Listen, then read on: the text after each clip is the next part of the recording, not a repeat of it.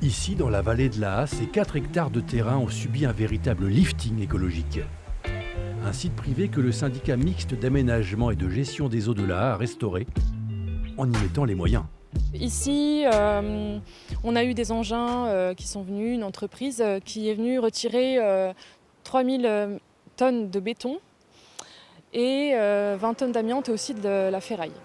Donc tout ça faisait partie de la pisciculture en activité. On est venu terrasser à peu près 4000 m² de mares. En fait, c'est des mares géantes. Et donc ça permet de restaurer la biodiversité, de redonner un espace à la nature. Parmi les nouveautés, ce bras de contournement qui permet aux espèces de se reproduire plus facilement en amont de la rivière. Autre objectif, maîtriser les inondations dans cette zone. C'est une surface de plus de 4 hectares qui va être capable d'accueillir le débordement de la rivière et de tamponner l'eau.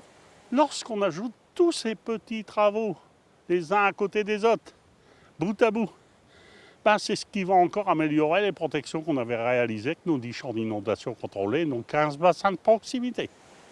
Dorénavant, c'est au conservatoire d'espaces naturels que revient la gestion de ce lieu, avec un cahier des charges bien dense.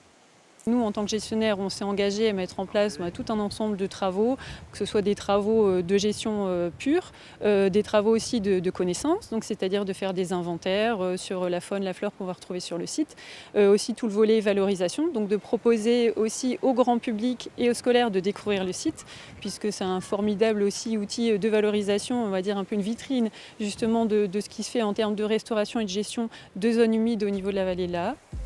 Ce chantier aura coûté 600 000 € pour le plus grand bonheur des poissons, des enfants et bien sûr des moutons.